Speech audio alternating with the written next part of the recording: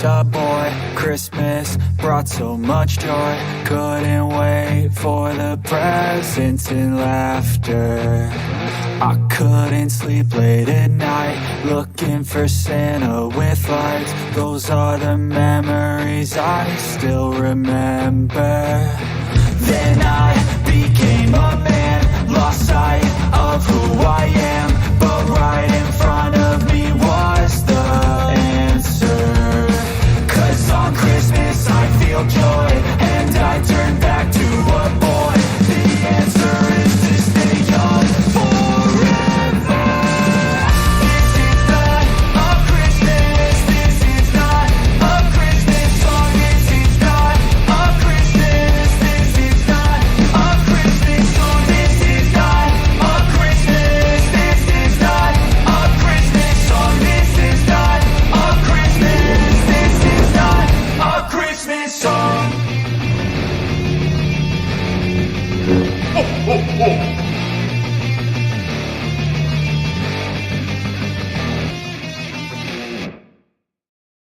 Hello, Star Wars fans. You know that yesterday there was only 70 days till Christmas 2023. Oh, and next week we're going to hit that 60-day mark. So it's time to start your Christmas shopping if you haven't done it. And just as I was getting ready to start the stream, I got another Santa job. So the Santa work is picking up. We're getting booked for the season. And yesterday I was contacted by the folks that do the online Santa visits about setting up for this year. So very soon I'll be sharing with all of you how you can book an online visit with me as Santa. And that'll be available very, very soon, hopefully in the next couple of days. And I've got my friend Jason Ward from MakingStarWars.net. Hello, sir. Hey, how's it going, dude? It's going pretty well. And Meg this morning said, "Hey, I can join. I'm going to be there. That sounds great." Mm-hmm. And then she said, "Oop, having Wi-Fi issues." So if Meg gets her Wi-Fi issues all sorted out, she may join us here shortly. So, given the countdown, I can't imagine Meg not being here. You know. Mm-hmm. All right, hit 1 in the chat if you think Meg will come. Hit 2 if you think she won't. I want to know what people think. What do they think is going to happen? Will Meg show up? Will we get a Meg appearance? That's 1. No Meg appearance. That's 2. That's good. Hey, we got the Sabersmith in the chat, Matt Cave Gaming, Mumbo Jimbo, Brandon Alvarez, and the Sabersmith, Mike Yaney, correctly figuring out the math. If yesterday was 70 days, what today is. So 21. Mike put 21. Mike, that's not how this works. It's 50-50. You know, maybe she shows up, maybe she doesn't. That's good. That's good. Hey, I was out on vacation and I caught some content while I was out, but it's been pretty quiet in the Star Wars universe in the last, since Ahsoka ended. And of course, the Samba numbers came out last week, and then things went crazy. Everybody's like, "Oh, it failed. It's a failure. It's terrible." Everybody hates Ahsoka, and they're like, "Well, wait. Let's wait until the full picture comes out." But certainly, the Samba TV numbers don't are less than encouraging when it comes to U.S. based viewership. Samba to Samba numbers. They're most certainly down from other Star Wars shows. The question is it still doing well? And one question I asked you guys, and I don't really have a good answer for. I was away, and I just typed some thoughts in our chat. Is what is the benchmark number for a successful show? Is 500,000 successful? Then it did great. If 1 million is successful, then it didn't do great. What would, like, if Disney Plus is taking a look, or Disney or HBO or any of them, right? Paramount, Peacock. Yeah. Well, the thing with they're happy with that's what allows anyone as an analyst who likes Star Wars, who grifts off hating it or whatever, that's the problem, that you could really almost do whatever you want with those numbers and make it into whatever you want. Because like my co-host on my show, Rob, he's going to say it's just about retention and getting new subscribers. And he would put a focus on the new subscribers angle. Right. So the subscribers added is what they wanted from that. That's all they care about. And then, but then in reality, though, I think it's there's a lot of different metrics that define success on a show. Like I could be wrong, but I think when Andor comes back with season 2, with having like 2 years to like gestate and grow, I bet you Andor 2 is like, oh man, Andor. I bet it does a lot better than Andor 1 did. And Andor and Ahsoka, I know it's going to be, people are going to hate when I say it, but they're not legacy characters. They're not Obi-Wan Kenobi and Boba Fett with like 40 years of, oh, I played with an action figure of that in my backyard when I was a little boy, and now I want to see the show. Like, it doesn't get that. And people think that with Ahsoka, but Ahsoka's a bubble.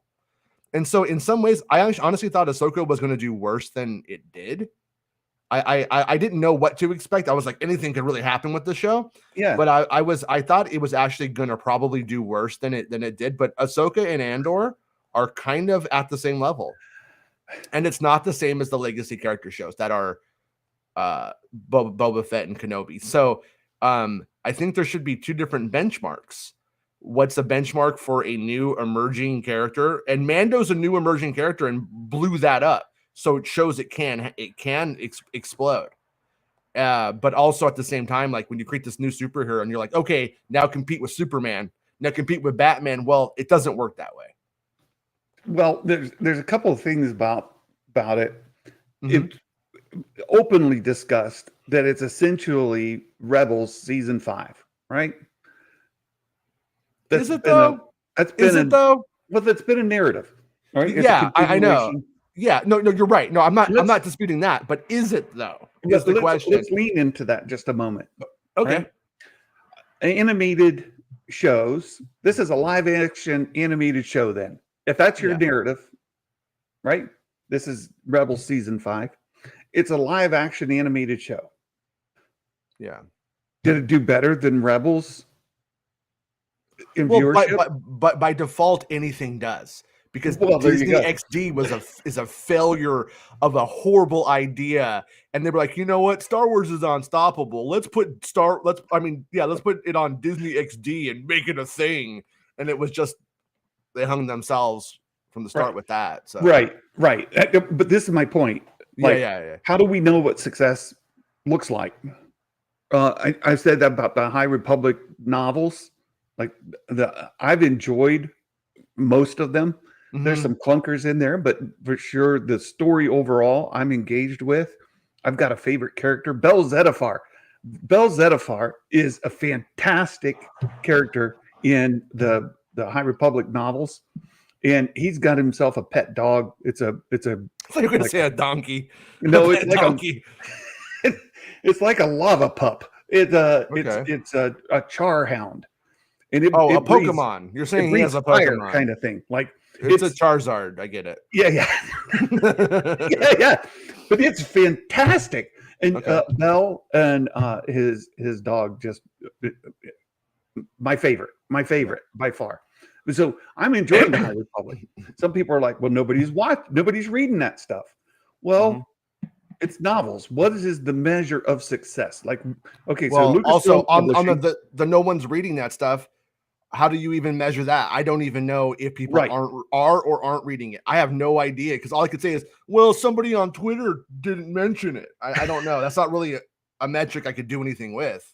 Yeah, I have no idea how those. Well, that's exactly the point. Is with publishing, this has been the problem all along. They say, "Oh, it's been on the New York Times bestseller list for 5 weeks." Anything gets on there that's from a main publisher, though.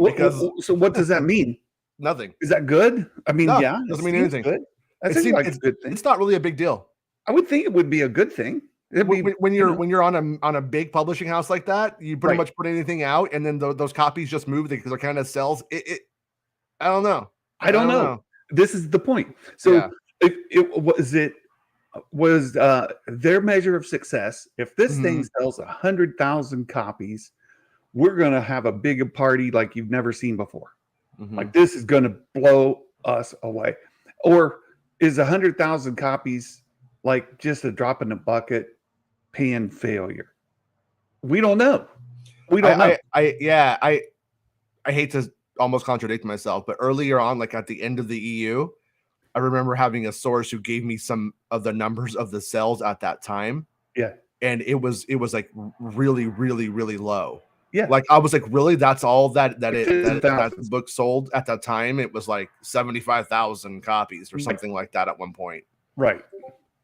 And exactly. it was, yeah. And then I was like, yeah. And they're like, yeah, some of those books don't really move a lot. Like, right. okay. Right. So, and that's my perception as well.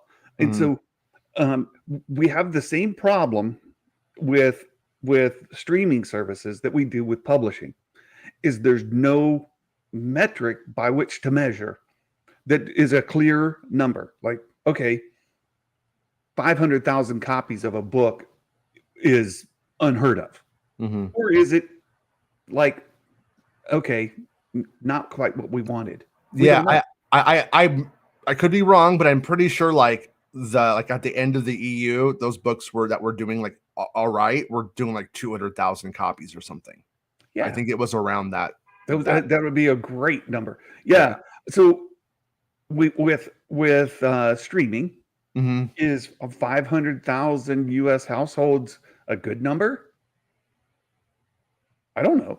Well, but even at that, the problem that we have, like yesterday, Bestman and I were talking about the new Frasier reboot. Like I saw it, I didn't really like it that much. And we were talking about like when Cheers ended. I was like, when Cheers ended, that was a huge thing. And when Seinfeld ended, like 75 million people watched the Seinfeld last episode. Like, wow, that's a lot. And then he brought up Friends, and I was like, I feel like when Friends ended, like nobody cared. I looked it up, and they did care. I just remembered it. I didn't care, so I remembered it differently. Right. You know what I mean? Like kind of situation, and people did care. And then we were talking about that, and I was like, oh, but Friends had 2 episodes for its final. It was 2 episodes put together. And I'm like, so did it have like 60 million people watch it? Or was it 30 million and they counted it twice? And we looked at it and no, it was all correct. It was how it should have been. But we were laughing because today Disney would be like, oh no, that was 250 million people watched it. Like they would be like, yeah, based off of this, when you times this times a family of 4, and you're just like, what is, none of this means anything now. Like, well, that's the problem. Nothing means anything because we don't have a standard. That's the problem. Standard. That is the problem. Like you can go look at there's a metric for live TV. Yeah. Just your old fashioned, put up an antenna and bring it in on your television set, right? There's a number that people know, and when those numbers come out, you can compare them to other numbers and know like, oh, this show did well. It got a what is it called? Like a 4, 4%, or it got a 17%. Like, okay, that's great. 17% of U.S. households were watching this show. Yeah, great. But when it comes to streaming services, what were they aiming for? One, and what did it achieve? Were they and back to Rob's point, is it bringing in any subscribers? Did it retain subscribers? Did they lose subscribers? And how do you associate any of that to one of the shows that's on a platform that has multiple lanes, right? Yeah. So you've got a Star Wars lane, you've got a Marvel lane, you've got your Disney, and like HBO and Max, I feel like are living. For instance, Max is like, it's really mostly a living service. Yeah, but Disney Plus wants to be, but it's really an archival service. It's about getting access to that archive of Disney content to like sit your kids in front of and be like, leave me alone. I don't want to hire a babysitter. I don't really love you. Watch Winnie the Pooh and leave me alone. Bluey, forever. Right? Bluey. I think yourself. Have a good time. Bluey has numbers far exceeding anything else on the platform. Like far. Yeah. It's not even close. Because it's a babysitter. It's not really being viewed. It's just on repeat, making those kids the most boring idiots we're gonna have to deal with on the internet in 10 years. Great, good times. You guys did a good job with Barney. You guys did a good job with Blue's Clues. I mean, the only good show they ever made was Yo Gabba Gabba. That show was kind of smart. After that, no, it was like teaching, like you taught you how to count, how to beatbox, and how complex counting and stuff like that. But those other shows are stupid. So I watched another content creator this morning going over the numbers, and it would seem that every episode of Ahsoka, as they were going through and ranking it amongst the other shows, the streaming per week, that according to the same service, Samba, is that Ahsoka was in the top 5, top 3, top 2 every single week, including the finale. So this goes to another question I have. And I don't feel like I have a real good answer on.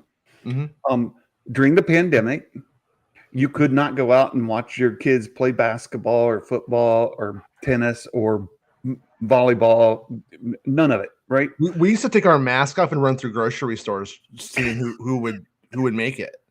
So we had all kinds of games. It was wild. No, I'm kidding. They got him into produce. Oh, he almost made it. Oh man, you look sick. I think you got it that time. But during the pandemic, you couldn't go to the theaters. You couldn't go to the opera house if that's your jam, right? You couldn't go to the professional. But also, we're post that, and people aren't going back to the movies. Is the other thing. So, not in the ways that not in the 2019 ways. So one of the things that we kind of talked about when it happened is Disney Plus landed at just the right moment, and his subscribers went crazy because what else are you going to do? Yeah. What else you got? Yeah. And then they had this flagship show called The Mandalorian. And wow, was that fantastic. Right time, right place, good show, pandemic, Grogu, everything line, stars aligned. Oh my goodness. People were dying in mass. It was great for Disney. Lightning in a bottle, right? Like lightning in a bottle. Well, Mandalorian hit just the right time, and it was good. Right? Yeah. I don't want to give all the weight to the pandemic. That's certainly not it. No, Mandalorian was good. Yeah, really good. Season 1, new Star Wars, exploring a new thing in a different way, and it felt like Star Wars. It was something people, for the most part, were really, really on board with. Didn't have lightsabers, didn't have the Force for the most part. we got a little bit of that with Grogu, but it was mostly about the father son bonding there, right? The classic trope done differently in the Star Wars universe, and it was fantastic, and it got people talking, got people excited, and the merch is still rolling in on the Grogu, right? It's still rolling in on the Grogu. So that hit, but following the pandemic, and I know we're in post-pandemic, like continuing, it's never going to go away, right? COVID isn't going anywhere. Yeah. You have to get your vaccinations or you're going to catch it every year. That's what's going to happen, right? You get it 2 or 3 times a year. You'll have a great time. It'll be wonderful. If you don't die, maybe you get to keep it forever. Who knows? Like you get the long form COVID, great. No, not great. But what I'm saying is people are now able to go back to the sports leagues, to the band concerts at the school, to go to the play, watch your kids dress up like a tree, whatever, right? You could do all the things that you couldn't do in the past, during the pandemic. You can go jogging out in the park. You can go hang out. So if that's the case, are the streaming services seeing what I call like the tide is receding, right? We had this great big tidal wave come in and pushed all the water up. Now, is it receding or is it maintaining? Right? Well, I mean, obviously I'm making huge assumptions, But I think when we look at this like decade, when we look at like the last 10 years, if we were to lay it all out, we're gonna see like some weird with production flow of you do have like almost 3 years of very difficult to get productions moving, and during the pandemic, then we come out of it kinda where people just don't care anymore. They're like, just get sick, it's your problem now. And then and then we have the strike on top of that too. And then so then like one of the things about the way that like the movie system and Hollywood itself has been set up is always been kind of the rising tide lifts all boats mentality. Yes. So like a Star Wars will come out and it will make a lot of money, or a Marvel movie will come out and make a lot of money, but then the overflow, everybody kind of profits and habits form about we go to the movies. It's what we do. Like it's what our group does. And then that of course broke with the pandemic, and it hasn't really come back in that way. We've seen like young people try to get it going again. Like Barbenheimer was a good example of it, like working, and probably kind of a one-off thing. But the things that have connected have been the once in a lifetime movies that people want. People want to see. Admit it, Jason. You went and saw the Eras tour in the theater with your kids. What's that? The Eras? Oh, Eras. Eras. Yeah. Pretend you don't know. God. You want to know what annoys me so much is that there's these articles going, is Taylor Swift gonna beat Mario? Is Taylor Swift gonna beat Barbie? And it's like, no, it's not. Yes. No, the answer is no, because it's one weekend. It mathematically, it does not play long enough to beat anything. I mean, it can have continuing. Unless something changed. It was out last weekend. It's out again this weekend. Yeah, unless something changed. It was supposed to be a limited engagement. If that changed, then okay. But when I was seeing those articles, that wasn't the case. It was a limited engagement, which meant it couldn't do it. Yeah. But also just shows how boring your musical tastes are, America. You guys lost your brains. Boring, overproduced crap. Come get me. I don't care. Brett's got his tickets for it. He's gone. Brett. Nothing wrong with there's nothing wrong with Brett. All right. You know what? I'm gonna give it to you, Brett. You know why? Jason, you earned it, Brett.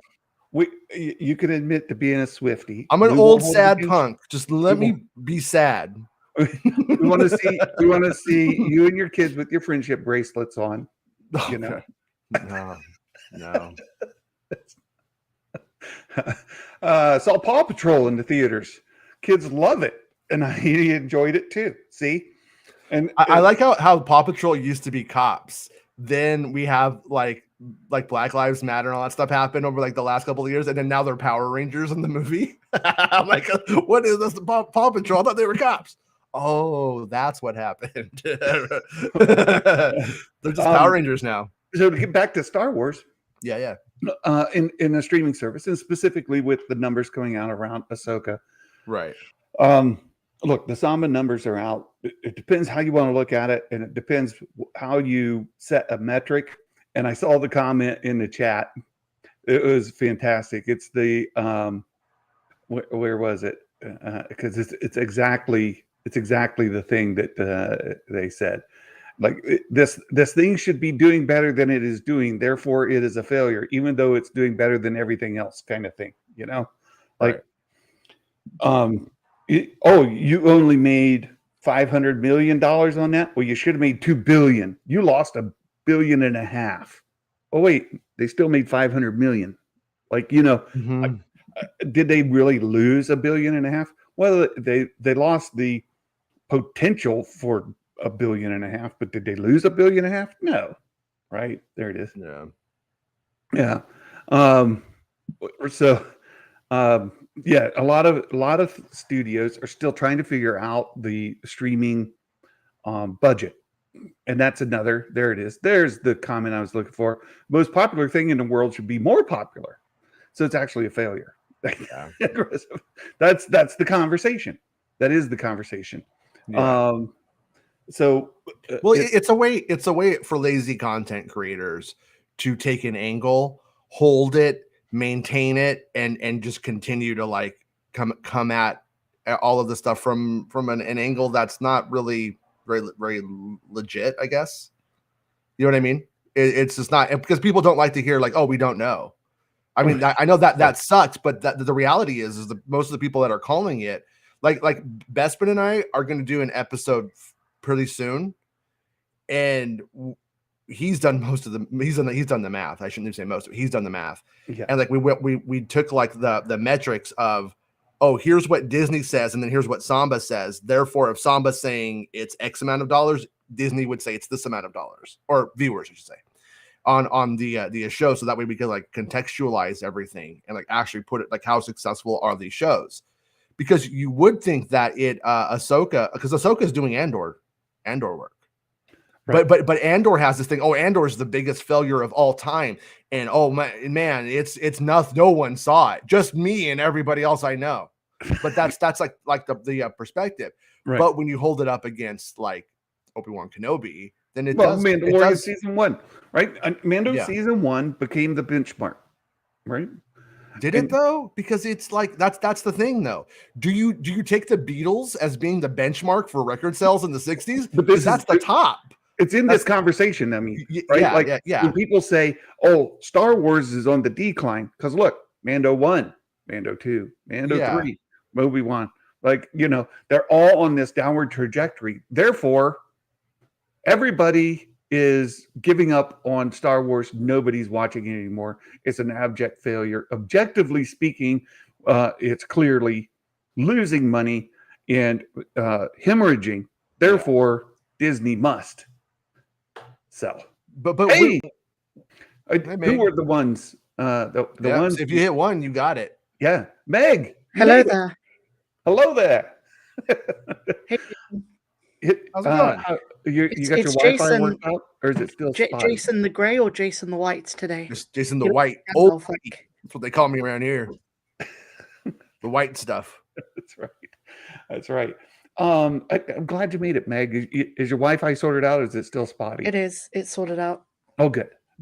I thought you said you had Wi-Fi problems.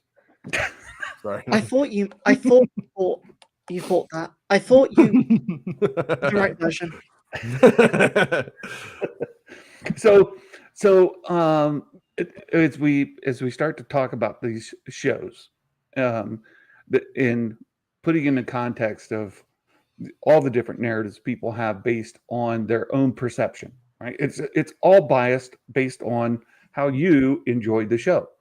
And there's a big portion of the fandom absolutely loved Andor and think that it's some of the best written, best directed, best cinematography of Star Wars, period, especially on Disney Plus, and that it's underappreciated because it is so brilliant. There are other people saying, well, it's not really even Star Wars, is it? It doesn't have any Star Wars at all. So it's just a sci-fi with a Star Wars label on it. The only people who say that, so content creators who say that, what that is they look at what their lowest common denominator is saying, and then they pander to the dummies. They don't believe that. They don't believe that for a second. They're not that stupid, but they're smart enough to know that they can say what their dummies say, repackage it, and give them what they're saying. That's exactly how it works. One of the dummies who says that actually told me that the dummy does that before I realized he was a dummy and I didn't want anything to do with him. And but that's what they like do. No one with a brain really believes this. Like they can say, crazy? I don't like. Is there only one person really saying it? I've literally not seen. I've only seen one person actually say that, because even fans who don't like Andor, I've seen them at least acknowledge it was Star Wars, Mon Mothma. Galactic politics. It's crazy to me when it comes from prequels fans, because I'm a prequels fan. That's why I loved Andor. Meg, would you have to say that by that same metric, for the most part, Mando isn't Star Wars then? Like season 1? I mean, when you really get down to it at the brass tacks of it, Mando 1 and Andor it's a silly argument though. More in common than they don't. You know what I mean? Then quote the real Star Wars. It's just true. I think it's a silly argument because fans who don't think it's Star Wars are not understanding the point of spin-offs. Like, did they think Disney was just going to redo the first 6 films? I like that they're different. Yeah, that's what they. But that is literally what they want. That's what those people want. Is just the same thing over and over again. Let me just put it this way too. If you take the last 5 minutes off of Rogue One, is it a Star Wars movie? If Andor is not a Star Wars show, right? If you take the last 5 minutes off of Rogue One, is it a Star Wars movie? I mean, take the original trilogy. When the prequels came out, it's mostly new characters. In fact, more or less all of them, apart from young Obi-Wan and Yoda, and I guess Chewie. But it's completely new stuff. And I think the fandom needs to get over their recency bias, because I think Andor will age extremely well. I agree. Yeah. And most people who Andor will grow, Andor right? can at least acknowledge it's well written, yeah, even if they don't like it. Right. And so when we're going to get into our own rankings here in a moment, and just kind of laying the foundation that there's some bias based on your own enjoyment, right? And Andor, I think the three of us anyway, mostly thought it was good. Thought it was really good. No, it's great TV either way you cut it. It doesn't matter if you like Star Wars or you don't. It is, I would say, objectively a top tier cable television series, the golden age of television. It's made at the standard. There you go. You know what I mean? But does it have Anakin Skywalker in it? Oh no, it's bad. Turn it off. Well, there's another thing that, and I bring this up sometimes. I don't think I've ever done it here. As a musician, and Meg is a musician as well, and so is Jason. Right? We're all more musicians. of a songbird, but go on.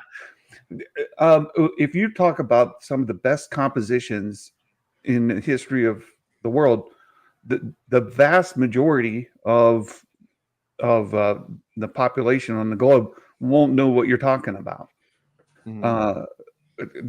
There's a good number of people that'll recognize, oh, that's actually a really good composition, but they don't know, like, they can't sing to it. It doesn't have words, right? There are some absolute masterpieces of music that a fraction of people listen to compared to Taylor Swift, right? And if you were to take the music composition of any Taylor Swift song and stand it up against the composition of some of these orchestral pieces, they're nothing alike. Still music. One is consumed tremendously by the general population. The other isn't. And it doesn't necessarily track to the quality of a piece based on its consumption, right? So there's a song there's a song came out a couple years ago, Call Me Maybe, right? Not a great song, but boy, it's catchy, and you can listen to it well until your ears bleed, but anyway, which mileage may vary, but it sold so many copies. It was number one on the list all summer, right? So what that makes me think of is, like, when I was joking earlier about Taylor Swift, but when I would, like, hang out with, like, punk friends, like, when I was young, and then they would go off about, like, Britney Spears, my take was always, yeah, I don't listen to Britney Spears, but Britney Spears isn't making some manifesto about society. You're putting that onto Britney. She didn't ask for this. You just put it there. And Star Wars fans do that with this stuff too.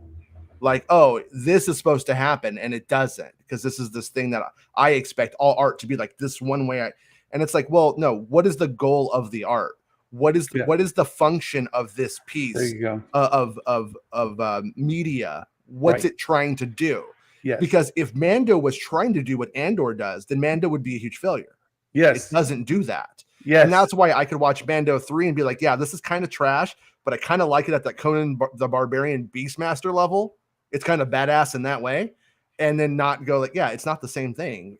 But for some reason, it's like we put on these blinders when we want to make an argument. It's very insincere, I feel like, and it's also not evaluating the art on its actual like level. So when we But start also, Jason, Mhm. it's interesting is that Andor proves, and I guess to some extent Mandalorian and Rogue One, that Star Wars under Disney is best when they don't try to adhere to existing content. I think the best article, the most reassuring article, that was a Tony Gilroy interview before the show, was that he said, I don't know anything about Star Wars lore. Pablo Hidalgo is helping me with that. Yeah. But I know a lot about this time period, these 5 years before Rogue One. And I was like, that's what we need. Because my frustrations with Ahsoka were the reverse, because episode 5 was great. It was great seeing Anakin again and those flashbacks. But for me, it was really the episodes that focused on Balin and giving us something new that was exciting. And it's why I like The Last Jedi, because it's a film that decides, let's just try something new. Well, that's a fair statement. And the question that boils around in a lot of discussions I've had, because I am a sequels fan, and when I go online and early on, I was foolish enough to think that I could have conversations with people online. That was dumb. That was really dumb. I've been dumb. I've gained some maturity since then, and I understand that. No. Oh, you call it maturity? I just call it giving up and dying inside. Okay, there's that. Giving up on humanity. We're a lost race. But the point that would come up in my arguments is, well, using Star Wars as a metric, this is objectively a failure for Star Wars. You're like, well, wait, what are the elements? What are the pieces that make something Star Wars? Like, if you're going to, as you just said, Jason, if you set out to do a charcoal painting, right? Or a picture using the medium of charcoal, and in the middle you pick up the oil painting and you do something else over top of the charcoal. It's no longer a charcoal like piece, right? So if you wanted to objectively measure art, it comes to things like that. Oh, this is a charcoal painting. Yes, it is. Or this is an oil painting. Yes, it is. This is in a Renaissance style. This is in the whatever, right? You can kind of pick some of those metrics. What are the metrics that make Star Wars Star Wars? If you're going to try to objectively measure Andor versus Mando versus A New Hope. Yeah. How do you objectively measure that art? Yeah, no, that's been like the annoying thing. Like, there were like big articles before Force Awakens. JJ, just so you know, Star Wars is a Western. And then it's like, yeah, but it's not, because it's an amalgamation of genre. Yeah. And that's like at its peak is what it is. But the thing about it is that amalgamation you can do in different doses. And like, to like go back to like Meg's point, like, what did Mangold say? Yeah, I want to do a Star Wars movie, but I don't want to do a Star Wars movie with with my hands tied. So I want to go like the 25,000 years before, so that way I could just make my Star Wars movie without having to deal with all of the stuff. You know what I mean? All of the randomness and stuff like that. But so that right there is an opportunity to mess with the formula, to change how much of that. I mean, you could technically make it all Arthurian knights if you wanted to, almost, and make that like the primary genre of it.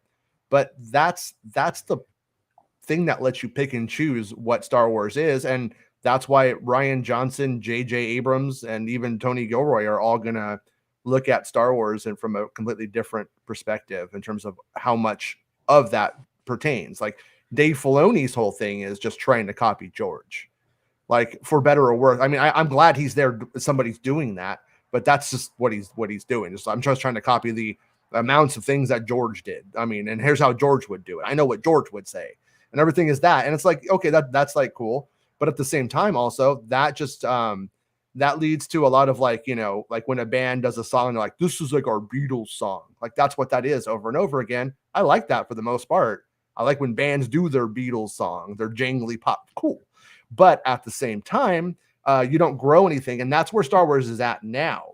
That's like what they're trying to do, is they're like, how do we grow this? That's been the number one question since George sold Star Wars. That was George's question when he sold Star Wars. They capped out. They had every boy they were going to get. Well, how are we going to grow it? Where are we going to go? How are we going to, you know what I mean? And then that's what's led to a lot of the political strife in the YouTube space, is trying to get those new people, because they're not just like old white dudes like us. You know what I mean? I've got a question for you, Jason. Yeah. Talking about like stories and how fans react, and we see, I think there's more like tension than there's ever been. I see YouTubers get really much more like divided, and they try to divide the audiences, I think, more than ever before. Not so much in like the Star Wars space specifically, but like pop culture spaces. Like some of those channels get crazy views.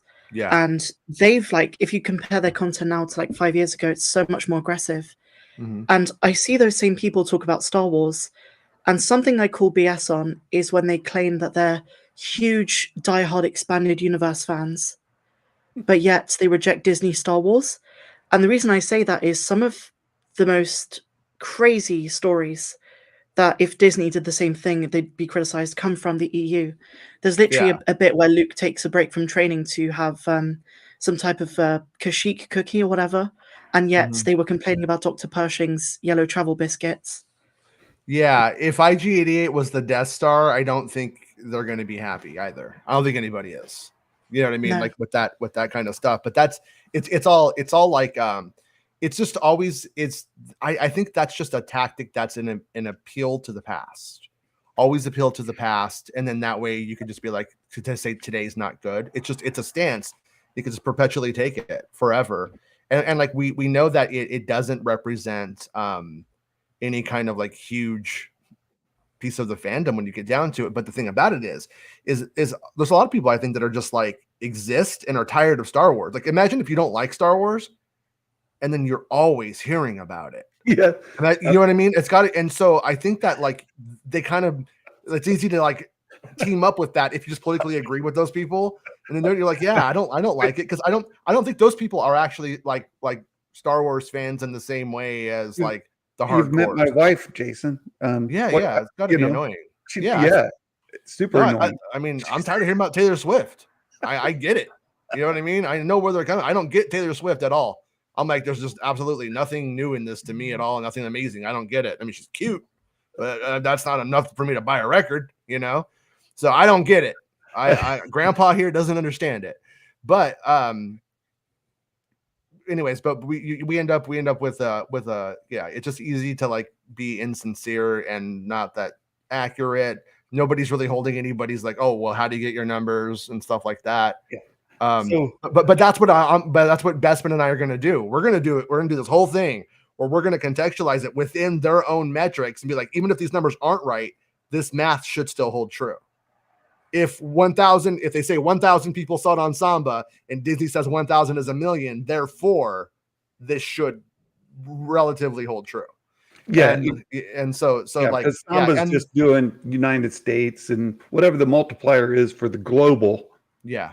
Right. Is going to relatively stay the same, even if it's not like on the nose. Right. But we come into a place where, is Dave Filoni, according to the same metric that Andor is a failure, then Dave Filoni's not the answer.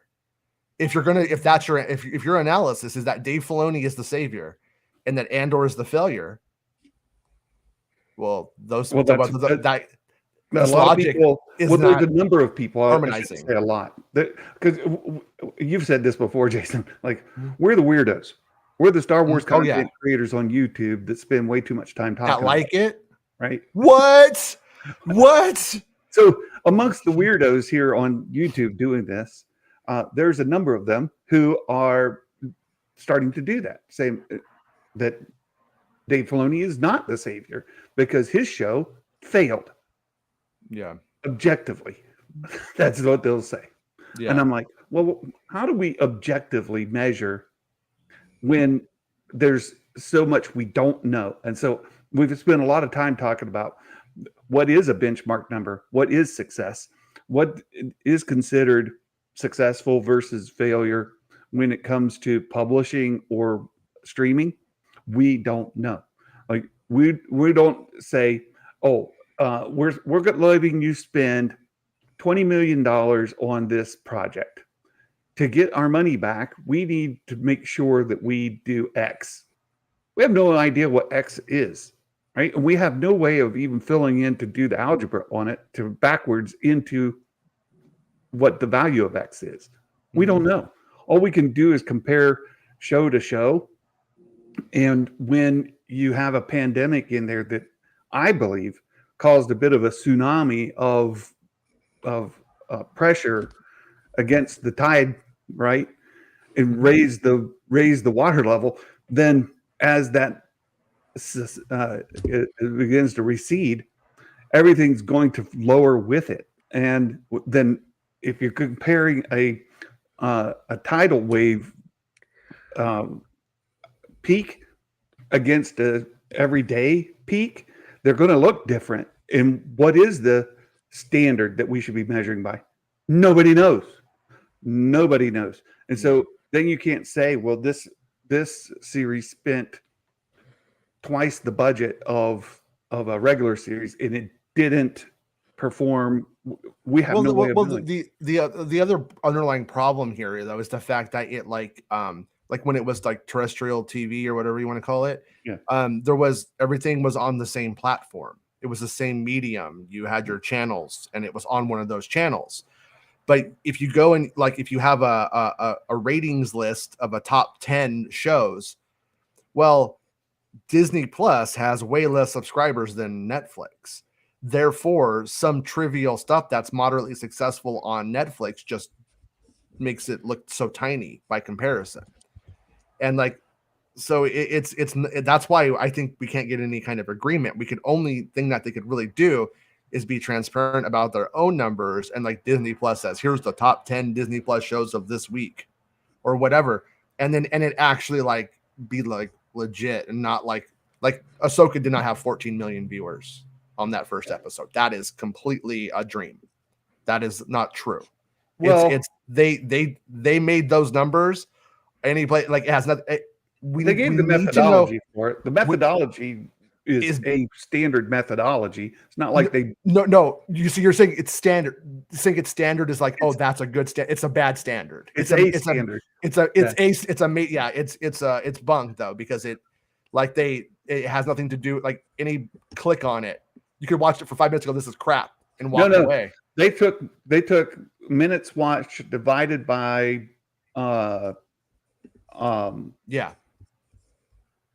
views to come up with how many people watched the whole thing. Yeah, but it's difficult because like you're saying to some degree, if somebody watched for a minute, they're going to pull the number way down. Or if somebody watched for 15 minutes and then cut it off, it's going to like it's all different. So it's really difficult to say. I will say this though.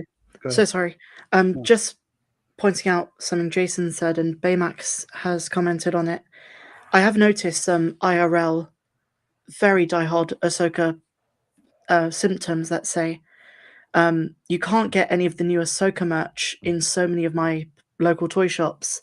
Not that they don't have it, they did. They just sell out very quickly, and it was the same with the Lego store in central London a couple of weeks ago. I think there was quite a lot of buzz for Ahsoka. I do believe that the numbers probably dwindled episode to episode, and maybe there was a spike in the finale, despite what Samba TV is saying.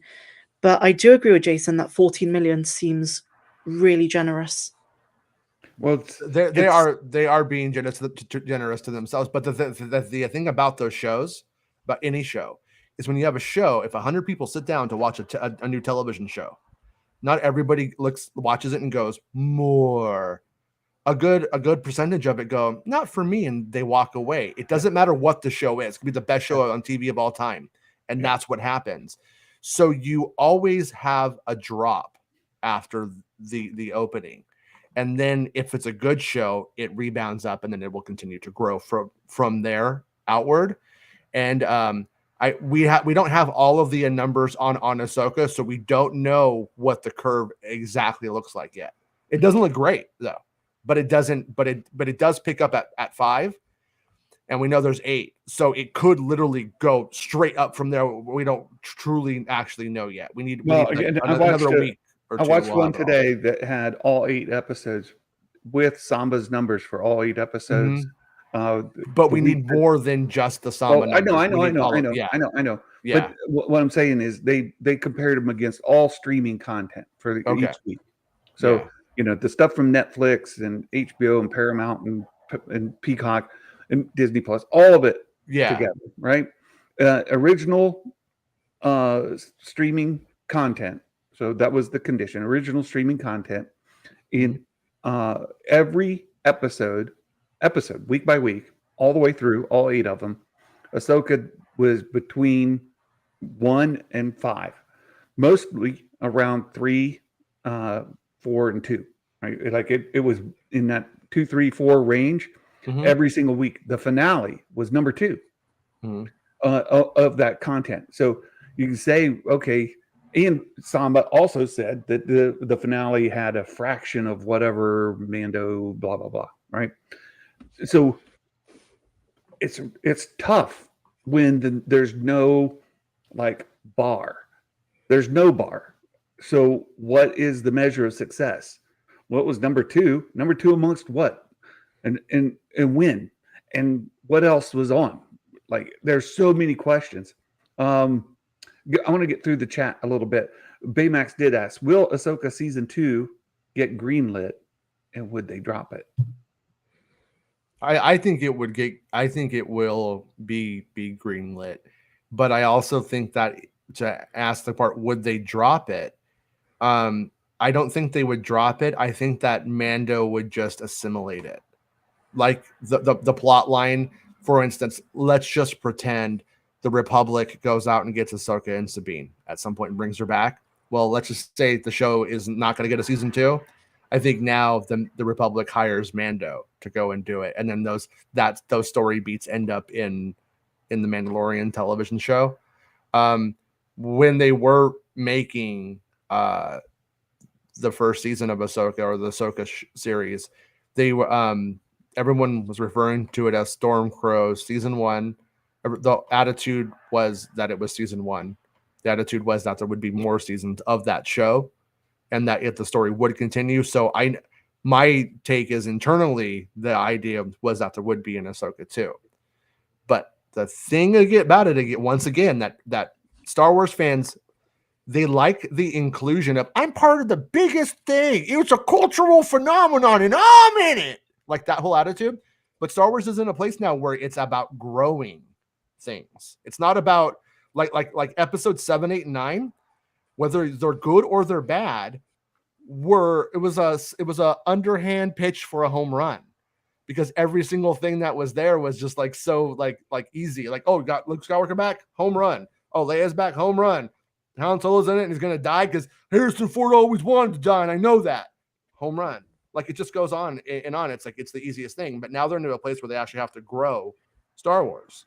They have to come up with their own little pockets here and grow them out. And some aren't going to succeed and some are. But if they only, step out of the park, hit a grand slam, and then that's it, that's the only thing that gets to continue, Star Wars will die. It would die by that, I think, with that methodology. It just would. Yeah. Well, there's so much I want to say, but I'm watching the time, and we still haven't even gotten into the rankings. Is growing it even necessary? Can they re-energize the core, stabilize, and then rethink? No. To some degree, yes, because parents will bring their children watching the things that they watched. Hey, you got to see this greatest thing ever. But if it doesn't ever get new, it'll never grow. And that's for myself, where the original trilogy was it, and the prequels didn't. If the prequels didn't exist, we wouldn't have another wave of fandom like Meg and Theory and lots of others who are now huge prequel fans coming along. And down the road, kids that went and saw the sequels with their parents are going to more come along with that, and people come along with Mandalorian. I still think the Mandoverse, the Disney Plus Mandoverse, is building an audience that's going to continue way past us. That's what and Dave that's- Filoni's already done. Yeah. Like when I say growing, that's what the Clone Wars is. That's what Rebels is, and Ahsoka is a product of that. But when you look at just from that perspective of Clone Wars, movie comes out and just bombs. Like, I'm the only guy in the theater. Sad. And then the show comes out, and then it starts to hit a stride of around 3 million, 3.5 million views. Is like kind of like where it was peaking on there. But okay, that's not bad. It was good for Cartoon Network at the time. And then, but now when you look at those stories now getting, then Disney XD with Rebels is way lower because there was just nobody could had it. Nobody could even watch it. And then but then when you look at where it's at now, if we believe Disney, which I don't believe Disney's 14 million views. I don't. I think that's their dream that those numbers meant that, but it doesn't. And but let's just say it does. Well, that's 10 million more people watching Ahsoka Tano than we're watching Ahsoka Tano 10 years ago. Yeah. That's growing it. Yep. From a business perspective, great success. But Arya's comment here reminds me of counterculture people, right? Who say, "Oh, I'm not going to follow the norms of society. I'm going to dress different, except you dress exactly the same as everybody else who is dressing in the counterculture." Yeah. Like when punks started wearing leather jackets, they're like, leather jacket? I can't even afford a leather jacket. How's that counterculture? Right. Goth is another real good one, right? Like it's a style of its own. Don't make me go against the only girls who date me. Don't make me do that on the show right now. I think goth girls make a lot of sense. Everything is adding up right now. Those are Santa's views and not mine. nor Meg's, by the way, just to be clear. There's the comment from Baymax about the and when it comes to merchandise, I'm going to be let's also like be real about that. The same fans who will go like, all my Ahsoka stuff's selling out. I don't know what you're talking about. And then the other fans are like, no, nobody buys this stuff. It's all just on the pigs. It's all regional. It has to do with the Walmart you go to or the comic store you go to. And that kind of, you know what I mean, though? Like that kind of stuff. Let me tell you that Star Wars merch in the toy section is going. As we're getting closer to the season, and something I do every year is I start just perusing the toy section, mainly looking down the main aisle of the store at the end caps. What they're focusing on the end caps are the things that they want to draw you into the aisle. And I'll look down the aisle and see, well, this past week, I actually went all the way through. We were looking for a specific thing, and Kathy and I were looking for something. So we went down every single aisle. Well, they've got them in the figures where like your vintage collection and Black Series figures are, and then they've got lightsabers and toys like that. That section has expanded at least twice as big as it was 2 months ago. I go over to the next aisle, and wouldn't you know, there's more Star Wars stuff in a different section because they've got stuff for toddlers. And then you go over and there's another section, and they've got more in the stuff that's competing with that new series, Paw Patrol, right? The one that's competing with Paw Patrol. They're right there. So then you go through the clothing section and you see all the Star Wars merch in there. T-shirts and shoes and jackets, and so there's everything, right? So the merch is doing just fine. Is it like it was when we were kids? No, because most of them do different things now. We've talked about that in the past. So Meg today went through all of the live action shows, and then she went through the animated shows, and she ranked them with everything we've talked about. Yes, you did. It was great. It was great. You explained it. You did a great breakdown. I thought we would spend a little time doing that together as we take a look at the live action series. having the discussion that we just had, right? Number of views doesn't equate to success. The metric for what equals Star Wars varies depending on the person. So we don't have to adhere to any kind of rules like this had more lightsaber fights, thus it is better. Right? We don't have to do that. You can, if that's your metric, then great, but you don't have to. So if you were to take all the shows, Mando season 1, season 2, season 3. Okay, wait. Are we doing seasons or are we doing yes, shows? by seasons, because Seasons. I think it's art. But one of the points Meg made today, and we said it over and over again, is that these shows having a title like the Book of Boba Fett or Ahsoka is not doing it a lot of good. And if you look at Mando season 3, arguably it could have been like the Book of Bo-Katan or the Book of Mandalore or something, right? It could have been different. Had a different title over the Mandoverse era, then each of these shows could be different. And then we could talk about which season is our favorite. We could be just ranking the seasons, all of them together. So if you take Mandalorian season 1, season 2, season 3, Book of Boba Fett, Kenobi, and Ahsoka, and Andor, what would be at the top and what would be at the bottom? And bottom doesn't have to be bad, right? Yeah, it could be a power bottom. Yeah. Power bottom. Well, I like Meg. You put one of them low. You said, I'm not saying it's bad. Look, I put it as good. It's just not as high. So it doesn't have to mean that it's bad. It could just be good, not like mind-blowingly awesome. So if you were to take your number 1 show and your number 7 show, what would be number 1 and what would be number 7? Meg, you can kick us off because you just did it on your show today. I think my number 1 is a tie between Andor and The Mandalorian season 2. And number 7, and it, again, as I say, it's not because it's a terrible show. It just doesn't do it for me, is Kenobi. Kenobi. Excellent. So Jason. So my you're asking for my top and my bottom. Yeah. Okay. My top is Andor with Mando 3 bottoming for Andor. Excellent.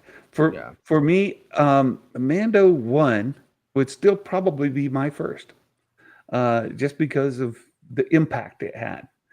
Sure, Mando 2 had some great things, but it's still Mando 1's. Okay, but you're talking about culture now, though. Are we talking about cultural impact, or are we talking about our preference? For me, there's a whole mix involved in why. So it's your favorite because it was popular. No, well, and no, yes, and that it broke new ground for me.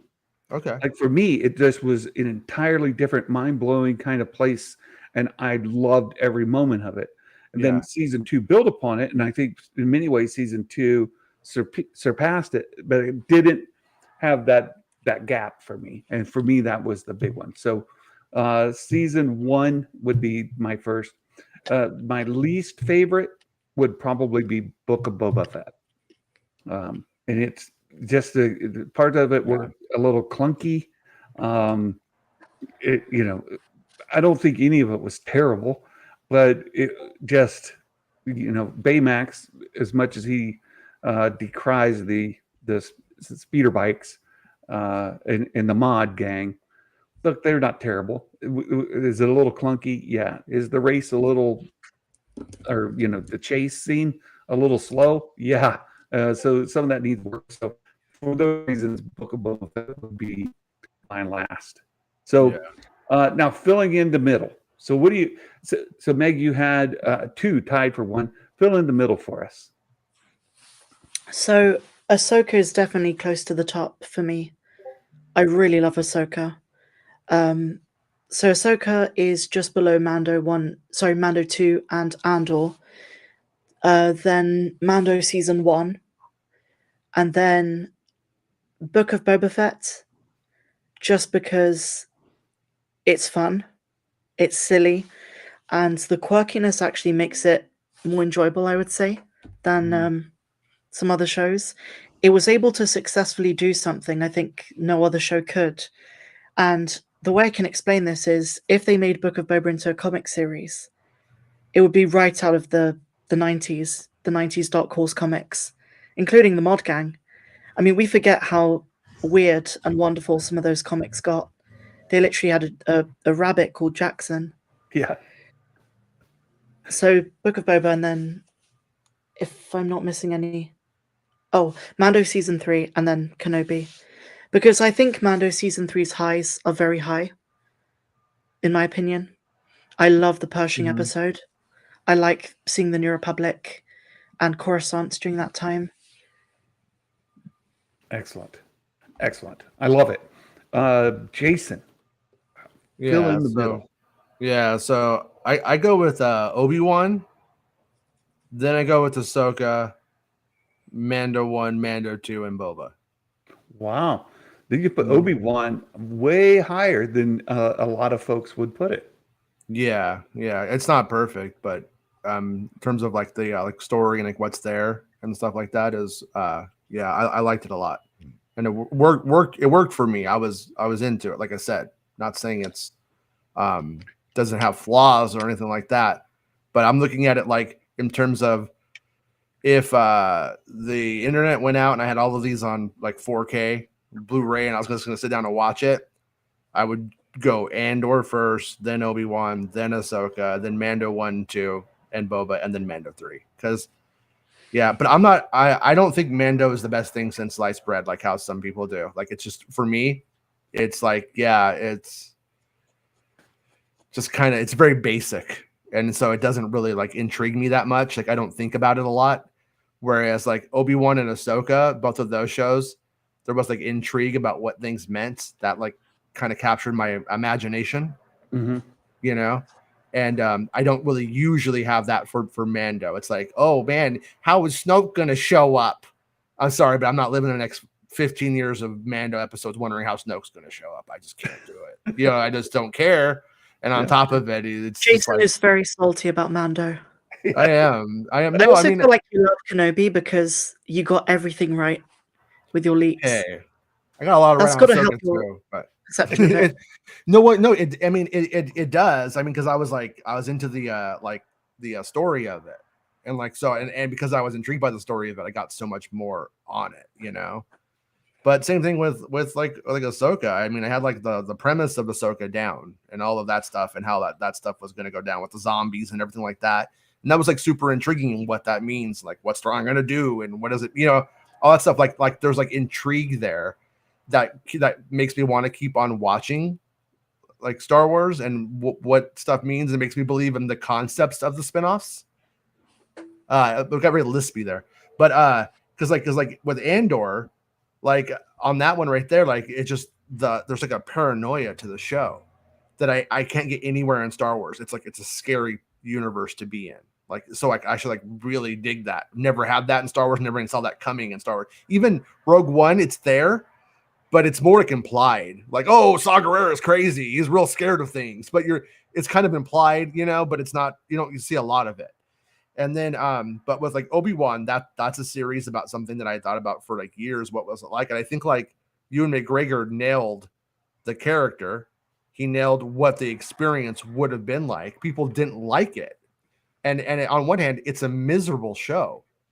The Kenobi show. It's like he shows up midway, he becomes a hero about after the midway point of the series. But that's not what little boys who want laser swords want. You know what I mean? Like it doesn't do the heroic hero's journey thing in the way that they like. When that is circumvented, when it's not just a 19-year-old boy with his whole future in front of him getting power, when that's not the story, that's when the dummies bounce every single time. And so if I was about making successful Star Wars, I would make it always about a 19-year-old boy getting power. Because when they take that away, that's when the babies cry and they can't handle it now. And I'm talking about like if we're just about making hits. If we're like, we're all the record company guys, we got the smoky cigars and the gold glasses. That's the boy bands. Yeah, right? That's what we have to do.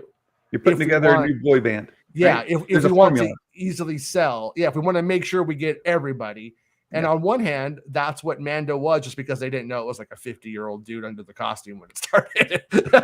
You know what I mean? Though, like it's the grizzly old Western, which is fine as well. But when you start Mando, you don't know that, because you don't know Pedro Pascal's under there. You have no idea if he's 24 or if he's 39. Like when it starts. I'll tell you what, though, Jason. You talked about the story of Kenobi. For me, it was more. I guess I went in with the bias of having read the novel by John Jackson Miller, and I read that. I read Jedi Knights. Jedi Twilight, Coruscant Nights. So I had all of this like expanded universe conceptions of what this show should be. And I think that's my own, like, I'm recognizing that bias. If I didn't have those ideas of what Kenobi did or what Jedi After Order 66 did, I probably wouldn't have as many issues as I do with it. Yeah. Well, I think like on that same like front, like, like you have like competing narratives that have already been set up. Like you've seen some of this stuff before, or you've seen it done in a different way. It might be to a slightly different preference, but all of that, like when you put it down, like that's the thing about Kenobi. If they had done what they like, Disney wants there to be more of it. They were like, for sure, we are getting more of this. Lucasfilm had been the one that have like dug their heels in and not let it go forward. That sort of self-sabotaged on it. But they wanted, those numbers were like solid, and those concepts, those ideas, that's all things that can still happen. Just because the series ended with those 6 episodes doesn't mean that they can't go back. It doesn't mean that they can't have an episode that takes place after it and then call back to before that during Obi-Wan's dark times, like when he's just hanging out there sad and people he met on the way or he didn't help, that comes back to bite. Like there's just so much that can still be done. And are they gonna do it or not? I don't know. It doesn't right now. I don't think they know what they're doing at Lucasfilm, because it's a real weird time for the company. Well, the fandom is so divided on what we define as Star Wars. As I mentioned earlier, right? There are people who say, well, Andor isn't really Star Wars. It's just got the label Star Wars, but it's just sci-fi, a great show. And it's like, well, but there's another group that say, no, it totally is. And the same applies with Ahsoka, right? There's a ton of fans who absolutely loved Ahsoka because it built on the things that they attached to. Other folks, not so much. So the mileage varies based on whatever it is, and there's no real definitive thing. And I've heard Meg say this before as well. Like, it just didn't seem to have the heart or the feel of Star Wars. I'm like, but what is that? Like, how do you define that? And then it varies person to person. Well, so, for me, one thing that happened when I was a kid and I saw the original A New Hope is when like Luke blows up the Death Star and you have like the ending of that story. Like there's like a satisfied happiness that as a kid I got that I never will get from something ever again. And it's so well done, just how that ending like all plays together and falls and stuff like that. But at the same time, I think from a narrative perspective, what Joby Harold did, love him or hate him, is that he did that same kind of idea in that series. Now, is it as successful as that in terms of like execution? Absolutely not. I'm not saying that whatsoever. But you do. It's a story about how Kenobi gets his groove back, and at the end of it, he does get it. But all of the mindset of the critics is completely on the first part of the series, because everybody once again writes their tweets while they're watching something. They don't finish it. And then now I have my stance. This is me. When somebody encounters me, I have my hot take. But it's like, yeah, but it's like the Luke Skywalker hot take from The Last Jedi. You'll hear it, but you're like, but did you finish the movie? Because what you're saying is what happens at the end of the movie. Because the kids at the end are playing with his action figure. But at the end, Luke becomes the hero. He comes and he goes at the thing. That's what I say. The kids are playing with these action figures. Luke Skywalker wasn't at the conflict, but then he is, and you're not seeing that because the kids are written your tweet. The kids have the action figures just like we did. Right? So just to fill in my in between. Yes. So I have Mandalorian season 1 is the first one. I put Mandalorian season 2, then I would put Ahsoka right after that. Mandalorian season 3, then Andor. And for me, that's all top tier. Like they're all on the same plane. So whatever that is for you guys, for me, they're all across the plane, but I had to rank them across. Then below that, I put Kenobi, and below that, I put Boba Fett.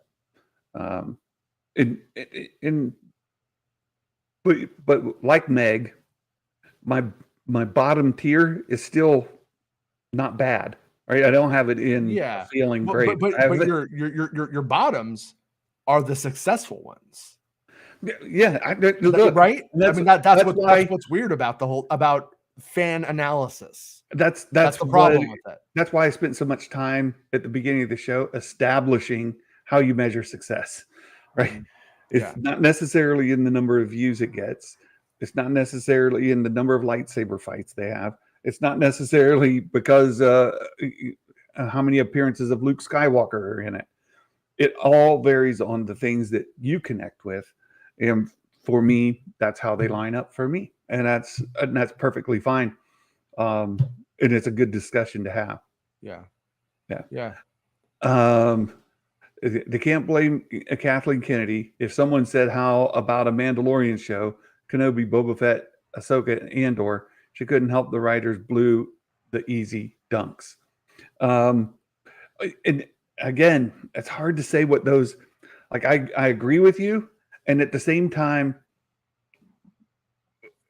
you have to remember, Ian McGregor was an executive producer on Kenobi. His name is Ewan. Well, I mean, he was an executive producer. He was involved in the show, not just as an actor reading the lines.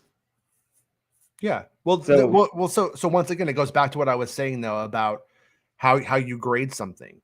Yeah. The Kenobi series was not made on the same timeline as the other shows. No, much smaller. Was it expensive? It was somewhere between 90 and 130 million. The actual truth is the firm numbers. The trades had a report. It sounds like a little bit of hearsay in it. So I'm like, I don't know.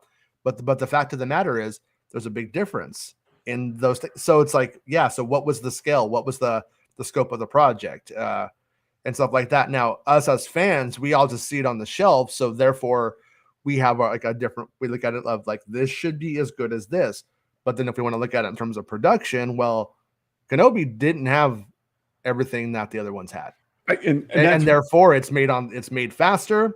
It's actually made cheaper, but it's made more. It's at the same time more expensive because of the amount of time. There's a lot of one take stuff going on, and that was one of the things when you have Ewan McGregor is you could get a lot more one take kind of moments out of him. But then when you get to the other people, that's where the show becomes oh my God, are you serious? like the Inquisitors in it are kind of silly. You know what I mean? A lot of that Reva, that guy, he's terrible. And it needed a lot more takes. Well, and it's one of the reasons so many people love Andor for what Andor is. Oh yeah, right? The direction, the writing, cinematography is so tight and it's so detailed, right? Even the bricks and the screws, right? Whatever. It's done so well that you can catch multiple layers through rewatches, and I completely agree. As we get into season 2, and when it finally releases, and we're able to see the whole thing together, season 1 is going to stand up the test of time. It really is. And I've seen folks in the chat, and I've seen other people who have gone back and kind of watched some of these things after the cooling off period, and you kind of let the recency bias fall out of your head, and you go back and watch it. And if you can, just sit back for the enjoyment factor and watch a show. They're all pretty good. But the thing that we all of us always need to take into account though is that the Star Wars fan base itself, the consumer base is so broad and huge that it you do have to do Andors for the 40-year-olds. Sure. And then you my kids don't want to watch Andor. Right. They'll watch it for like 10 minutes and they're like, but then they like, I'm going to do something else. It doesn't hold the attention span of a child. And therefore, if all of Star Wars is Andor, Star Wars dies. Exactly. And it's why Ahsoka is so popular for Rebels and prequels fans, like Clone Wars fans and Rebels fans. Ahsoka is very satisfying. Even if it doesn't achieve all of the things you wanted it to achieve, it's still largely satisfying. But maybe not for the folks that like, I don't know who this side character is. Never heard of her before. This shows it for me. I'm here for the X-wings and the Luke Skywalkers. Great.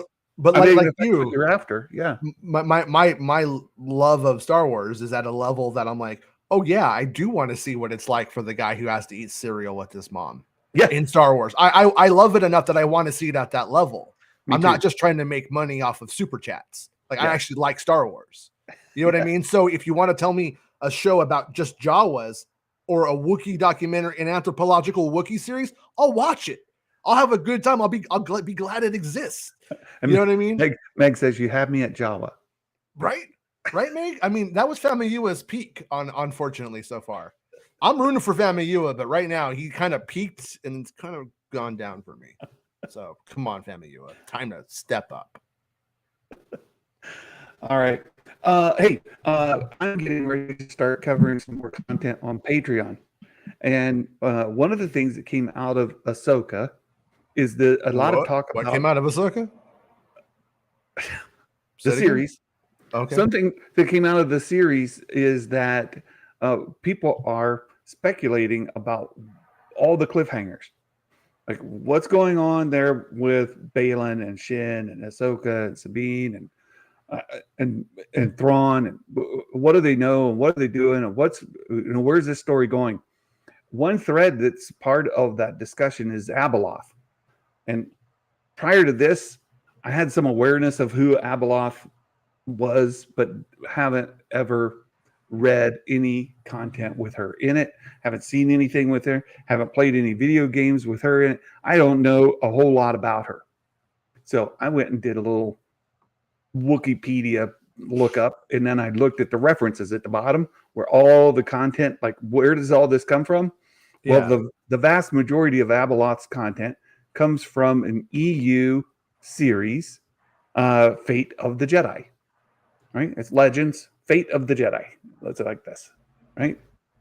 This is the first book in the series called Outcast. So we're going to start covering this book on Patreon. And there are 9 books in the series.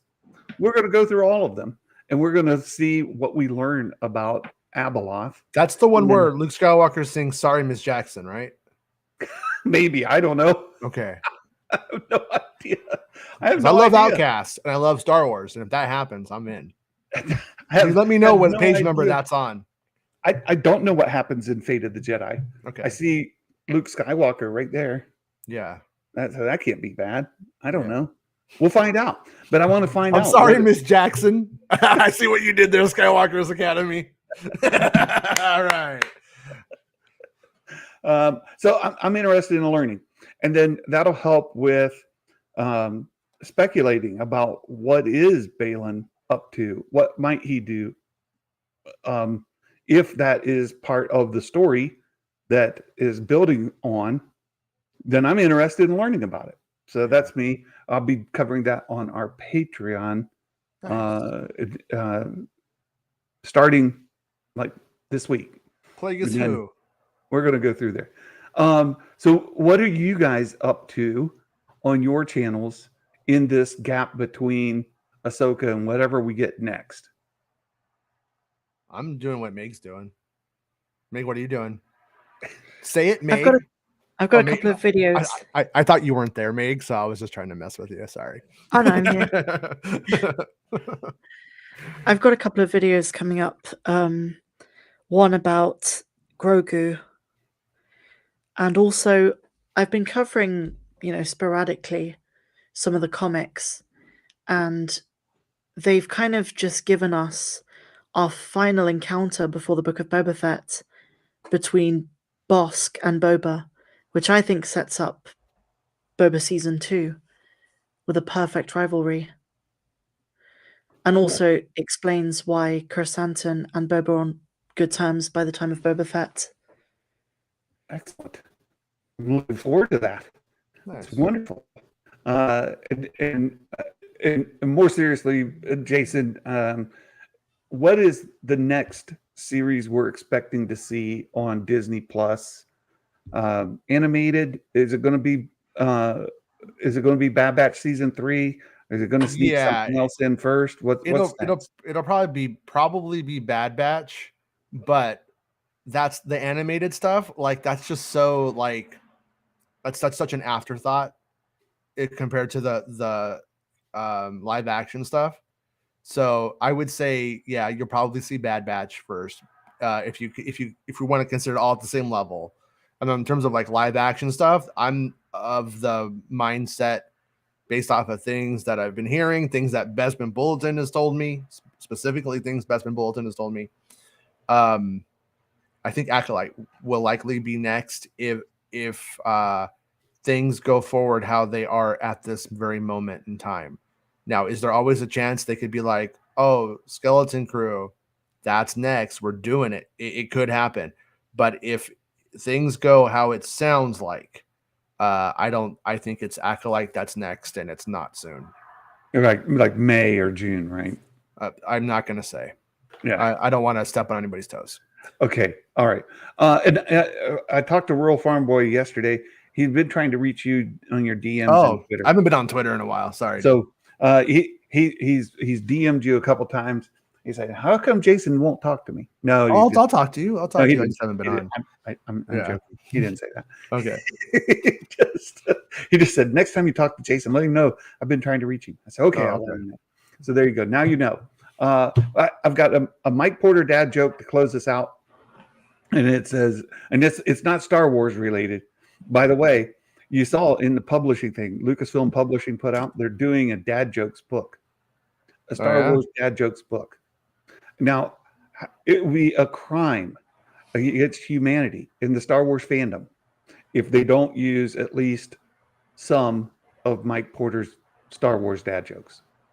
You can't do Star Wars dad joke book and not use Mike Porter's content. I don't know how you can do it. So if there's no Mike Porter content in Star Wars dad joke book, we riot. Imagine what a nightmare it must be to work in Star Wars publishing. Like, realistically, like they're so just like, what are we gonna do? And they're like, someone's like, I got a good idea, a dad joke book. And they're like, yeah, I guess. Like it's gotta be the hardest job. Like that's where they're at. It's got to have some Mike Porter dad jokes in it. They should hire Mike Porter. Yes, they should.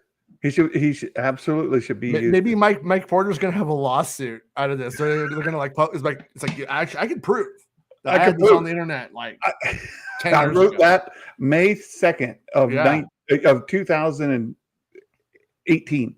Yeah. He says, "Do you know this is good seasonally topical?" It says, "Did you know that ghosts like to haunt the whole nation?" They do? Yeah, they do. They scare from ghost to ghost. All right. Coast to coast. I gotta say, Mike Porter, though, you had a whole opportunity there for a ghost joke on the spaceship. You could have been Star Wars. Mike, get out of here. This is a Star Wars show. Get out of here with that. To be fair, he didn't know I was going to do a show today, I don't think. Oh, okay. So I'm not. You know what, Mike? Part of success is being prepared for when those opportunities turn. Maybe that's why you're not writing the Star Wars book, Mike. No, maybe he'll publish his own. No, the Mike Porter dad joke book. Oh, I'd buy it. All his tweets. Yes, I'd buy it. I think you should. You got to find Manimeter. Whatever the price is, it has to be like $5.69. You guys got to do it, Mike. You got to do it because this guy's a jokester. Meg missed the entire first part of the show because yesterday there were 70 days until Christmas, and next week we're going to hit the 60 mark. That's all I said. Yep, that's all we need to know. That's all Mike Porter needs to know to make a joke. All right. Hey, I appreciate you guys coming on and hanging out with me and talking about these shows and how do we measure success? What is it? Yeah. Was Ahsoka successful? The series. Yeah. I mean, I think I just to like wrap it up on that, Mhm. I would say, yeah, it was successful, but it was not phenomenal for them. It's And successful enough. at the end of the day, all that matters is, did you have a good time watching that show? Were you bored or were you entertained? Very That's well what really put. matters. Very well put. And was it successful enough to greenlight an actual Ahsoka season 2? Will they do it? We shall find out. They don't like to do it for the record really quickly because when they only have the one season, they get on Letterboxd and they get the Emmy nominations for the limited series. So what these companies are doing is they allow it to come out, get the award, then they greenlight a season 2 because it's now Emmy nominated and whatever. So Right. Look, next thing you know is going to be Mike the mathematician Porter. Mike Math. All right. Thanks for hanging out. We'll maybe come back Friday. Porter Potties. That should be your book title. You're welcome. All right, you guys, have a great day. It's nice to be back, and we'll talk Star Wars again next time. And until then, my friends, Merry Christmas, and may the Force be with you always. Bye-bye.